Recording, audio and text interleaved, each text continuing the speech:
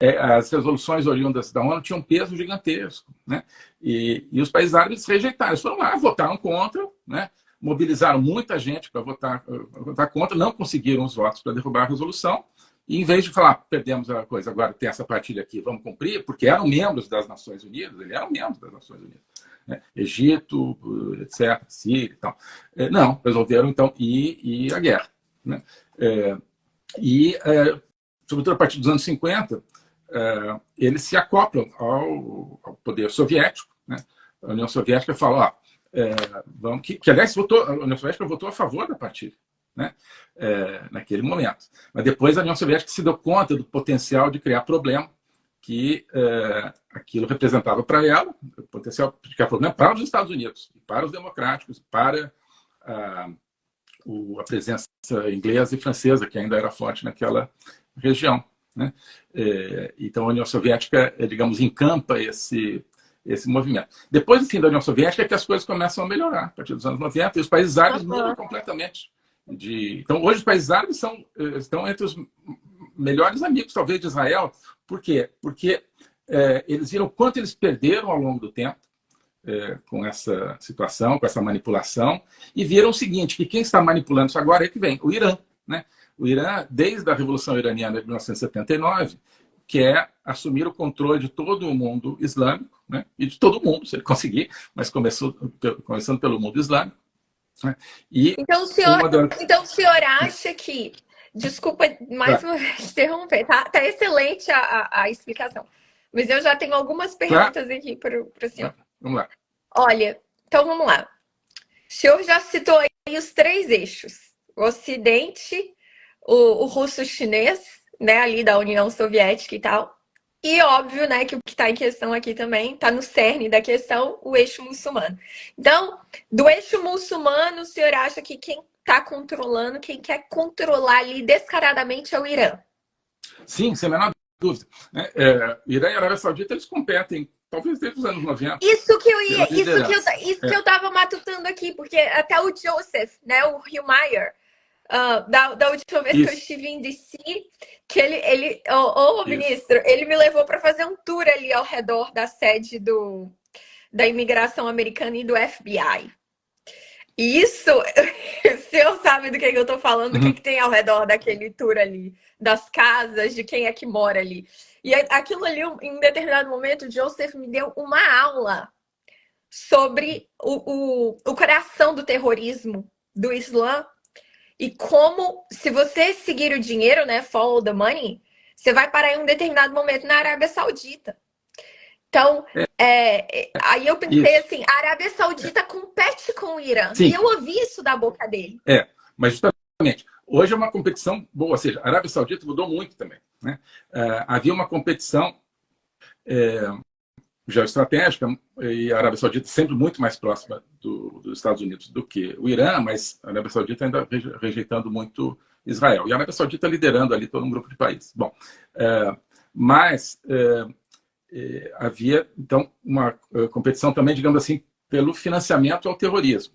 Então, assim, o governo saudita, pelo que se sabe, nunca financiou e apoiou o terrorismo como o governo dos ayatolás do Irã apoia e promove o terrorismo. É diferente. Mas, sim, vinha dinheiro da Arábia Saudita.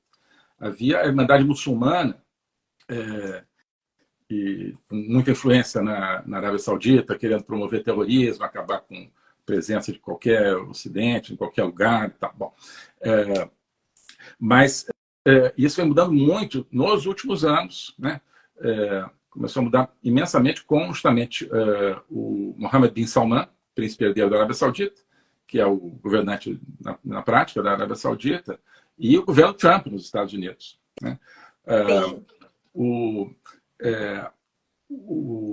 governo Obama tinha feito uma aproximação com o Irã, tornou a vida muito mais fácil para o Irã, inclusive para o programa nuclear iraniano, e se afastou muito da Arábia Saudita, né? O Trump recuperou a aliança com a Arábia Saudita e levou para um outro patamar, no seguinte sentido. Houve todo um entendimento para que a Arábia Saudita, com esse novo governante jovem, que eu conheci, é uma pessoa que está mudando a Arábia Saudita. O senhor conheceu ele? Conheci. Uau. Né? Eu acho um líder importantíssimo hoje para o mundo. Né? Porque ele enfim, acabou com essa coisa de fontes da Arábia Saudita financiarem terrorismo em qualquer lugar do mundo. Né? Financiarem mesquitas radicais na Europa, por exemplo. Isso ou acabou ou diminuiu muito. Né? E, ao mesmo tempo, ele também combateu a corrupção, que era muito disseminada na Arábia Saudita, naquelas famílias todas. Né? Imagina, lá não tem... Assim, o Brasil já tem o que tem de corrupção, né? E tem TCU, tem essas coisas todas. Imagina na Arábia Saudita que não tem TCU. Né? Né? E... Se bem que acho que a gente compete, né? A gente está em condições de competir. Mas assim, Brasil não é não, né? Ministro, mas eu dou risada quando eu estou nervosa. Não, mas pois é para ficar nervoso, né? Agora, então, ele fez uma campanha muito grande para acabar com a corrupção e em função das duas coisas, de deixar de financiar terrorismo e combater a corrupção, o Bin Salman já foi objeto de umas 4 ou 5 tentativas de assassinato. Né? Lá de sauditas. São outros sauditas que, né, que querem voltar às coisas como ele é. Então, a Arábia Saudita entrou nessa linha, e a Arábia Saudita que, de certa forma, ajudou a criar a nova atmosfera que levou aos acordos de reconhecimento de Israel por parte de vários países, alguns deles muito ligados à Arábia Saudita, sobretudo os Emirados Árabes e o Bahrein. Né? A Arábia Saudita ainda não tinha reconhecido Israel, mas Emirados Árabes e Bahrein, além do Sudão e o Marrocos, né, mas não teriam feito o gesto de reconhecer Israel, os acordos de Abraão, né, de 2020, se não fosse com... O que vai acontecer com esses acordos? Não, agora, o que está acontecendo, na verdade, desde o começo do governo Biden nos Estados Unidos. Biden voltou a uma política totalmente equivocada, né, de se reaproximar com o Irã, né, o que voltou a alienar a Arábia Saudita. Né? Deixou a Arábia Saudita mais longe. Né?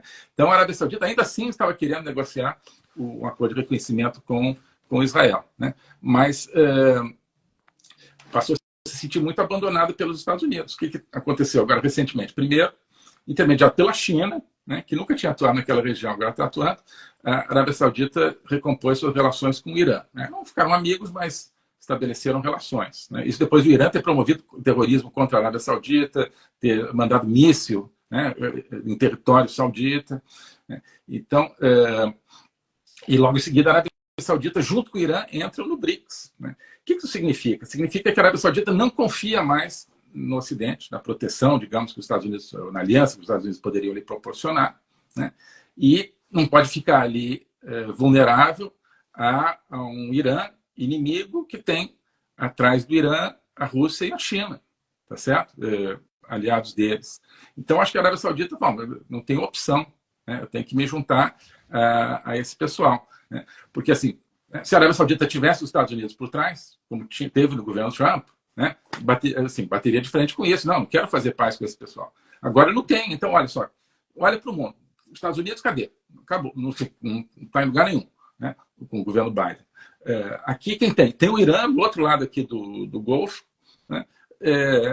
Com as costas quentíssimas aí pelo apoio da Rússia e da China. Então, eles tiveram que entrar juntos. E junto entrou também os Emirados Árabes no BRICS. Isso foi uma tragédia diplomática para o Ocidente, para o mundo livre. Sim. Que agora você tem a Arábia Saudita encaixada ali no BRICS e, de certa forma, travada, né, no BRICS, e junto com os Emirados, outro país importantíssimo, e que era pró-ocidental, e o Irã manejando essa relação e impondo agora uma radicalização de todo o mundo islâmico. Né?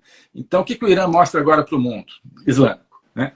Só, a Arábia Saudita estava aí de conversar com os Estados Unidos, querendo estabelecer relação com Israel, estava traindo a causa islâmica, a causa palestina. Quem está com a causa palestina sou eu, que apoio o Hamas, que apoio o Hezbollah, que vou lá e exijo que Israel respeite o Hezbollah, o Hamas, coisa que vale. Né? Isso é o Irã que está dizendo.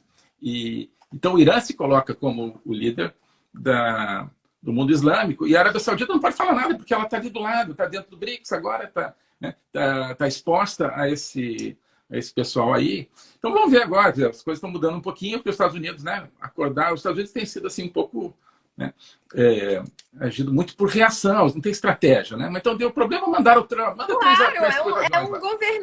é um governante fraco, né, ministro? Fraquíssimo, fraquíssimo.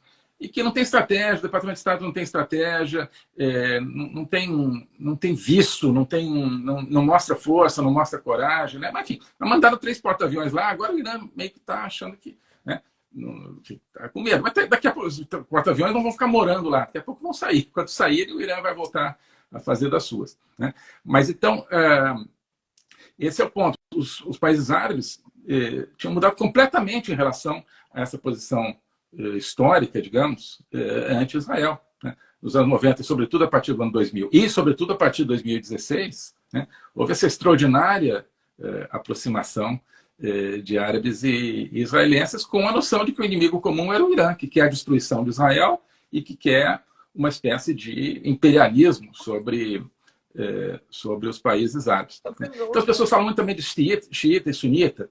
Isso é importante, mas não é tanto. Hoje a diferença no mundo islâmico é entre quem é pró-iraniano, pró-terrorismo, né, e quem é ainda antiterrorismo. Mas está cada vez mais difícil ficar antiterrorismo, entende? Então, talvez agora, com esses ataques horrorosos, as pessoas acordem um pouquinho, né? Né? Então, tem gente dizendo que os países árabes estão sendo mais prudentes do que se imaginava, não estão apoiando o Hamas, né? Pode ser que seja um sinal bom. Mas o certo é que a coisa, se você olha no desenho de longo prazo, não está boa, porque você vê uma diminuição imensa da influência do Ocidente democrático e um aumento imenso da influência do bloco totalitário China, Rússia e Irã no Oriente Médio, né? Então, é no momento em que esse bloco totalitário, com o Irã no meio, né, portanto, com o Hamas no meio, se sente empoderado, se sente assim, pô, né? Ninguém me segura agora, é nesse momento que o Hamas ataca, certo? Sim. 2 anos atrás, 3 anos atrás, com o Trump, não teria atacado. Mas não teria mesmo. Não teria mesmo. Eles estariam se borrando. Se o Trump estivesse aqui, eles estariam se borrando. Eles, não, esse cara é maluco, esse cara manda uma bomba de lá que explode todo mundo. Não, exato. Mas é um maluco, um maluco que fez um excelente acordo, quer dizer, que mudou a atmosfera do Oriente Médio, né? Trouxe a Arábia Saudita de volta, trouxe o Egito também, que estava meio, né, indo para o lado de lá, de volta para a esfera pró-ocidental. E, assim, o Trump, quer dizer, conseguiu desenhar pela primeira vez desde o ano 2000 uma proposta de acordo de paz, que ele colocou na mesa. Os palestinos mais uma vez rejeitaram. O senhor lembra de algo que o Trump fez durante o governo dele? Eu não lembro qual ano que foi exatamente do governo dele, mas que ele explodiu uma instalação militar que tinha um general que estava atacando. Claro. Foi no Iraque isso? Foi no Iraque, foi, né? Um general iraniano. O general era iraniano, mas isso foi dentro do Iraque. Ele mandou... de terrorismo. Eles expulsaram no outro dia. Ele estava lá frente a tudo quanto é veículo de mídia, rede nacional, com aquela cara de mal dele, puto da vida, assim, falando, fui eu. Vocês estão se perguntando quem foi. Eu dei a ordem veio de mim, dei mesmo. E se vocês mexerem com os meus soldados de novo, eu vou explodir mais. E aquilo ali, ele ganhou um respeito com aquilo, o ministro. Exato. A gente ainda tem que ouvir, às vezes, dos brasileiros, né? Eu aqui, ministro, a minha intenção não é ficar pregando para convertido e ficar falando para uma bolha de conservadores da direita do Brasil. Não, a minha intenção aqui com essas lives é trazer informação e conhecimento aos que estão dormindo e aos que estão no meio ali, que não foram doutrinados ainda, mas também que são inertes, que são omissos. O globalismo existe, é uma coisa concreta. Ele é composto pelo Great Reset do Fórum Econômico Mundial, pelo projeto hegemônico da China, pelo programa de manipulação e conquista da América do Sul pelo Foro de São Paulo e outros elementos. E esses elementos eles atuam uns em benefício dos outros, sempre, principalmente através do controle da linguagem, porque o controle da linguagem é o controle do nosso pensamento. Então nós estamos tendo o nosso pensamento reprogramado e essa reprogramação vai contra a nossa liberdade, vai contra a essência do ser humano. Isso é o globalismo. Com base nesse estudo, nessa experiência, é que eu criei o curso de Logopolítica. Toda semana eu dou aulas sobre geopolítica, literatura, filosofia, cultura de um modo geral, tudo isso em conjunto formando um espaço de conhecimento que eu denomino a logopolítica, para nós não apenas entendermos a ameaça do globalismo, mas podermos nos contrapor a ela. Se você quiser entrar nesse projeto de conhecer o globalismo e enfrentar o globalismo, clique aqui